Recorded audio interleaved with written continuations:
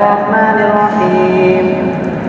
الحمد لله رب العالمين، والصلاة والسلام على سيد الأنبياء والمرسلين وعلى آله وأصحابه أجمعين. أما بعد، فإن أصدق الحديث كتاب الله، وأحسن الهدي هدي محمد صلى الله عليه وسلم، وخير الأمور عوازمها، وشر الأمور محدثاتها، وكل محدثة بدعة، وكل بدعة ضلالة، وكل ضلالة في النار. وبالسند المتصل منا إلى الشيخ الإمام الإمام الحافظ أبي عبد الله محمد بن يزيد بن ماجه الربيعي القزويني رحمه الله تعالى.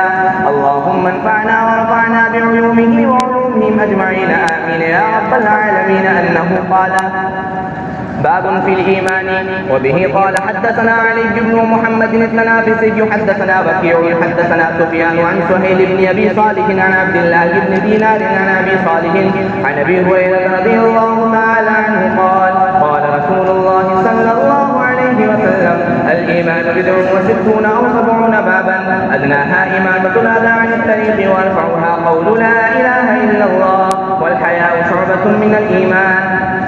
وبه قال: حدثنا أبو بكر بن أبي شيبة حدثنا أبو خالد الأحمر عن ابن عجلان وبه قال: حدثنا عمرو بن رافع حدثنا جرير عن سهيل جميعا عن عبد الله بن دينار عن أبي صالح عن أبي هريرة رضي الله تعالى عنه عن النبي صلى الله عليه وسلم نحوه. وبه قال: حدثنا سهل بن أبي سهل ومحمد بن عبد الله بن يزيد قال: وحدثنا سفيان عن الزهري عن سالم عن أبيه قال: سمع النبي صلى الله عليه وسلم رجلا يعد أخاه في الحياء، فقال: إن الحياء شعبة من الإيمان. وبه قال: حدثنا سويد بن سعيد حدثنا علي بن مسهد عن الأعمش وحدثنا علي بن ميمون الرقي حدثنا سعيد بن مسلمة عن الأعمش عن إبراهيم عن علقمة عن عبد الله رضي الله تعالى عنه قال: قال رسول الله صلى الله عليه وسلم: لا يدخل الجنة من كان في قلبه مثقال ذرة من خردل من كبر، ولا يدخل النار من كان في قلبه مثقال حبة من خردل من إيمان.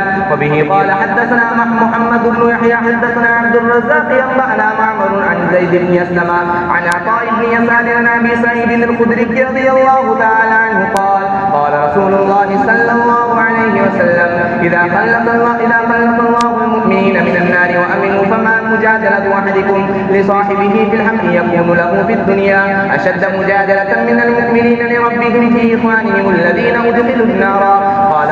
قال يقولون: ربنا إخواننا كانوا يصلون معنا ويصومون معنا ويحجون معنا فأدخلتموه النار. فيقول: اذهبوا فأخرجوا من عرفتم منهم، فيأتونهم فيعرفونهم بصورهم، لا تأكل النار صورهم، فمنهم من أخذته النار إلى أنصاف ساقيه، ومنهم من أخذته إلى كعبيه، فيخرجونهم فيقولون: ربنا أخرجنا من قد أمرتنا. ثم يقول: واخرجوا من كان في قلبه مذنون بدينار من الإيمان، ثم من كان في قلبه مذنون نصف دينار، ثم من كان في قلبه مثقال حبة من خردل.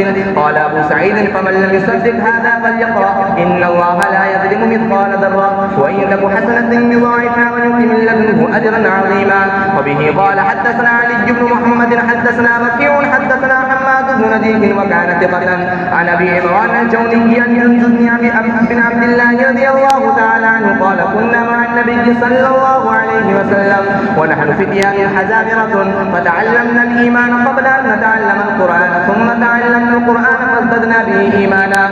وبه قال: حدثنا علي بن محمد حدثنا محمد بن فضيل حدثنا ابن علي بن نزار عن أبيه عن إكرمة عن ابن عباس رضي الله تعالى عنهما قال: قال رسول الله صلى الله عليه وسلم: صنفان من هذه الأمة ليس لهما في الإسلام نصيب، المرجية والقدرية. وبه قال: حدثنا علي بن محمد حدثنا وكيع عن كهمة بن الحسن عن عبد الله بن بريدة أن يحيى بن عمر عن ابن عمر عن عمر رضي الله تعالى عنهما قال: كنا جلوسا عند النبي صلى الله عليه وسلم، فجاء رجل شديد بياض الثياب شديد سواد شعر الراس لا يرى عليه أثر سفر ولا يعرفه منا أحد. قال: فجلس إلى النبي صلى الله عليه وسلم، فأسند ركبتيه إلى ركبتيه ووضع يديه على فخذيه، ثم قال: يا محمد ما الإسلام؟ قال: شهادة أن لا إله إلا الله وأني رسول الله، وإقام الصلاة وإيتاء الزكاة وصوم رمضان وحج البيت. فقال: صدقت. فعجبنا منه يسأله ويسأل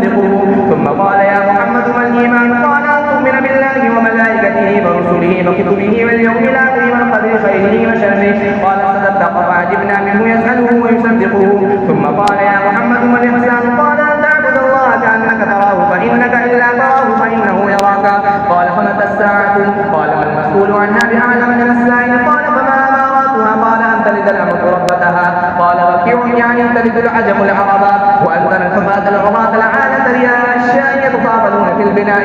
قال ثم قال فليقيني النبي صلى الله عليه وسلم بعد 3 فقال أتدري من الرجل؟ قلت والله ورسوله أعلم. قال ذاك جبرائيل وذاكم يعلمكم بمعالم دينكم. وبه قال حدثنا أبو بكر بن أبي شيبة حدثنا إسماعيل بن علية عن أبي حيان عن أبي زرعة عن أبي هريرة رضي الله تعالى عنه قال كان رسول الله صلى الله عليه وسلم يوما بارزا للناس فأتاه رجل فقال يا رسول الله ما الإيمان؟ قال أن تؤمن بالله وملائكته وكتبه ورسله ولقائه وتؤمن بالبعث الآخر. قال يا رسول الله ما الإسلام؟ قال أن تعبد الله ولا تشرك به شيئا وتقيم الصلاة المكتوبة وتؤدي الزكاة المفروضة وتصوم رمضان. قال يا رسول الله ما الإحسان؟ قال أن تعبد الله كأنك تراه فإنك إن لا تراه فإنه يراك. قال يا رسول الله صلى الله عليه وسلم متى الساعة؟ قال ما المسؤول عنها بأعلم من السائل ولكن سأحدثك عن أشراطها. إذا ولدت الأمة ربتها فذلك من أشراطها وإذا تطاول رعاء الغنم في البنيان فذلك من أشراطها في 5 لا يعلمهن إلا الله. فتلا رسول الله صلى الله عليه وسلم إن الله عنده علم الساعة وينزل الغيث ويعلم ما في الأرحام وما تدري نفس ماذا تكسب غدا وما تدري نفس بأي أرض تموت إن الله عليم خبير.